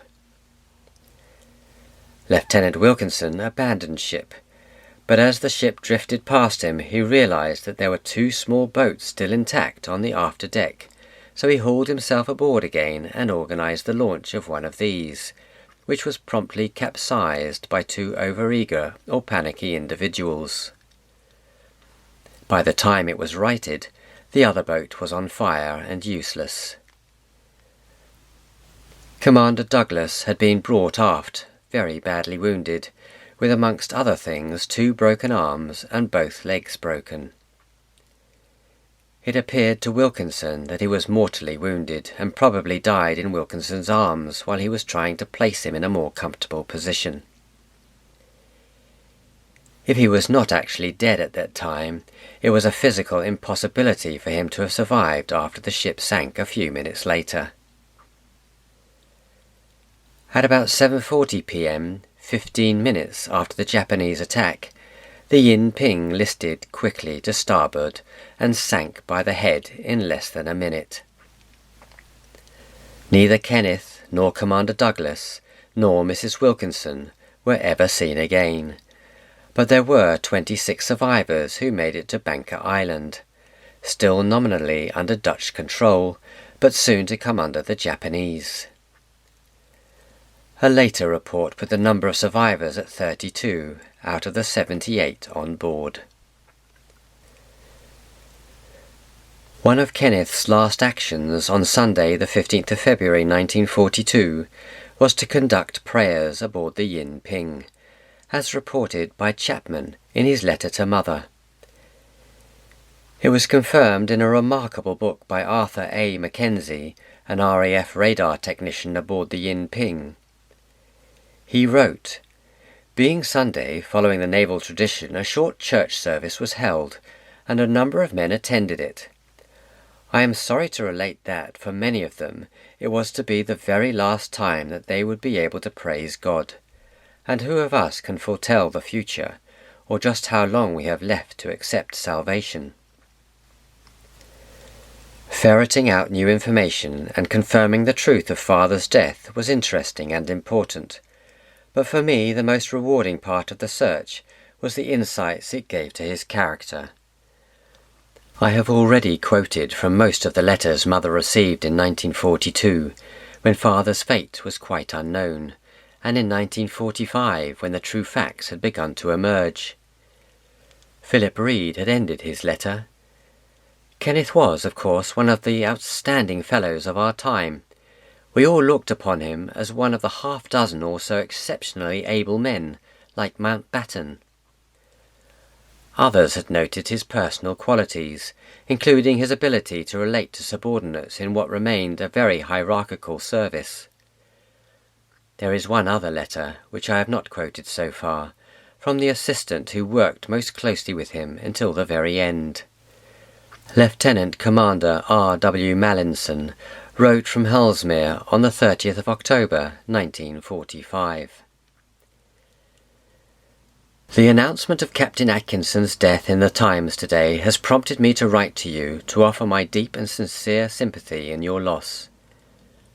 I had intended writing to you before when I got away from Singapore, but there was always some hope that your husband might be still alive.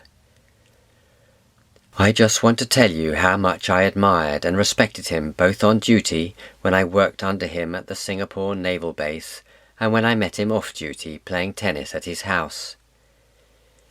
His keenness and buoyancy were inspiring, and his charm of manner made all his staff want to do all they could for him. He was a most lovable man and a brilliant leader. I shall never forget him, and I cannot imagine a better chief to work for. I can remember him talking proudly about his children doing well at school, and during my last days in Singapore he took over the Commodore's superintendent's job and worked unceasingly without thought for his own safety. I will close by wishing you comfort in your great loss, with the consolation of the knowledge and memory of a noble and much-loved leader and a great gentleman. Philip Reed's hope had been that Captain Bell would have told the Admiralty of Kenneth's splendid service in those last few weeks, and naturally I had such hopes too. Captain Bell's report was listed in an index to a file in the PRO, but for some years I wasn't able to locate the report itself. Since it was a War Office, i.e. an Army file, there should have been another copy in an Admiralty file, perhaps in Admiral Leighton's final summing up of the Singapore fiasco, filed in 1946, but being closed for 50 years, that wasn't available before the 1st of January 1997. On the 22nd of February 1999, I eventually found the missing report on the events leading up to the fall of Singapore, written by Captain F.S. Bell, R.N. of Admiral Leighton, on Bell's arrival to Ceylon. Captain Bell had received his orders to leave Singapore at 1700 hours on the 13th of February 1942, sailing in a 6-metre racing yacht. His orders were to head southeast for Batavia, but he realized that there was very little chance of getting through in that direction, so headed northwest, arriving 2 days later at Bengalis in Sumatra, having seen only one Japanese reconnaissance aircraft, but not having been attacked. Geoffrey Brooke, a survivor from the Prince of Wales, who had served with Kenneth in the Nelson as well as being briefly in charge of his naval guard of 150 seamen on the Singapore base, had a much more difficult escape across Sumatra to Ceylon in a native sailing boat, though the main hazards were the weather and the peculiar sailing characteristics of their vessel. Contrast this with the carnage of dozens of escaping vessels in the Banca Strait. Captain Bell's account was clearly going to be of prime interest to me, as he was the most senior naval survivor from the command group who stayed in Singapore until just before the surrender. After comments on Admiral Spooner's indecisiveness and criticism of the incomprehensible decision of the Commodore Superintendent Hutton to leave the base with most of his staff, Bell wrote, CD took over the duties of Captain Superintendent and established an office in Singapore, where, with the assistance of Commander Douglas and Captain E. Chapman and some junior dockyard officials, he made every endeavour to produce some sort of order out of chaos. In the light of the rest of Bell's report, he goes on at length to criticise the military operations, and in particular the Australians. His comment on CD must be seen as high praise. It is interesting in passing that he rather snobbishly refers to Leigh Hunt as a junior dockyard official. As we have seen, he was the superintending civil engineer, though of course only a civilian. Bell's report was passed by Leighton to the First Sea Lord with the comment that he, Leighton, didn't endorse all the statements in it. a wise political caveat given that Bell wrote a long appendix to his report castigating the whole Australian nation, though he did also pay tribute to the Australian artillery in the campaign and also the good work of HMAS Yarra. Another person who earned Bell's scorn was the unfortunate Captain Bailey, RNVR, Captain Auxiliary Vessels, who was responsible for all the escape craft, but who sailed himself, without orders and without informing the Admiral. This desertion must have added considerably to CD's workload in the final days. Part of Bell's scorn for the Army may derive from an incident where Commander Livingston caught an RASC captain personally looting his and Captain Bell's possessions when the base had been turned over to the Army. Bell regrets that the officer was not shot on the spot. Given my father's apparent skill at man management, I give the last word to another assistant of his in the naval base, the splendidly named Commissioned Boatswain Dolphin, reporting officially on behalf of the non-industrial and industrial staff of CD's department, written in November 1945 to replace an original report never received by the Admiralty. My greatest regret is that our skipper, Captain T.K.W. Atkinson, R.N., whom we all admired, has been deprived of the opportunity to report on his officers and men.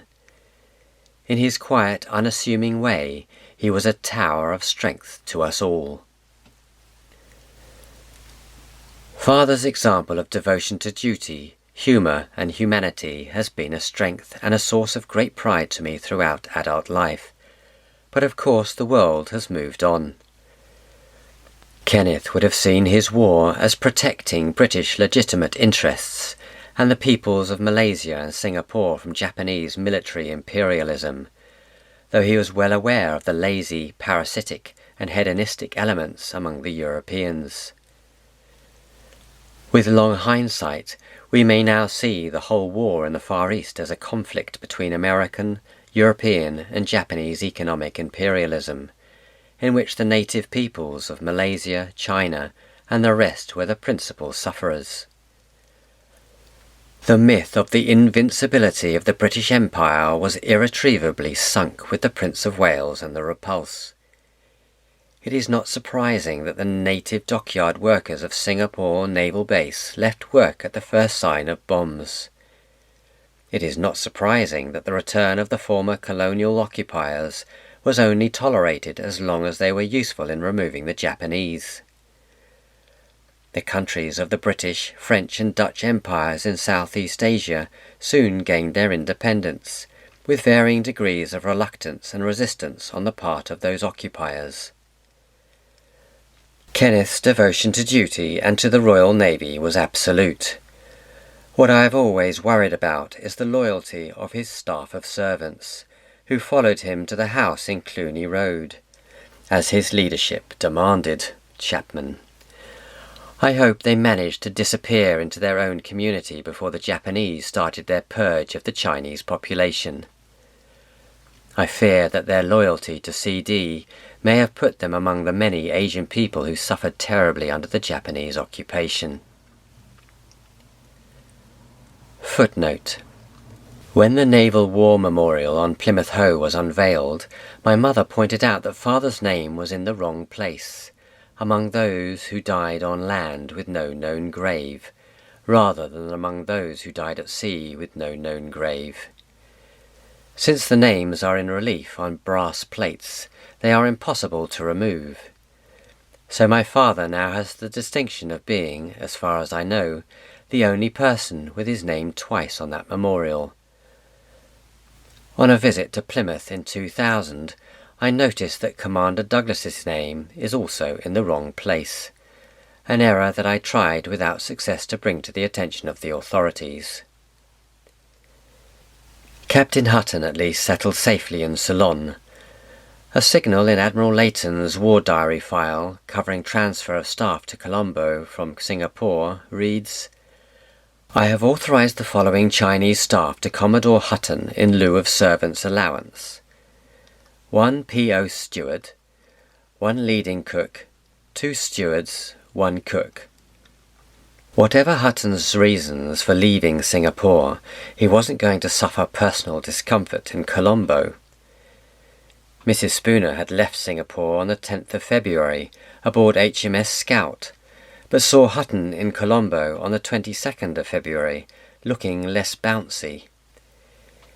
It is, of course, easy to criticise the man at this distance for deserting his colleagues in the doomed fortress, but he doesn't sound like the man to manage a demoralised and frightened workforce. It is easy to see why he felt that Kenneth and others were better equipped to stay until the end. Which of us would have behaved differently under the circumstances? I have the impression that my father was probably happier in those last few weeks in Singapore, getting a job done to the best of his ability and resources under almost impossible circumstances, than he had been during the long idle months when only sport kept him from depression at the absence of his family. Even on the cramped bridge of the Yin Ping, he was in his natural element.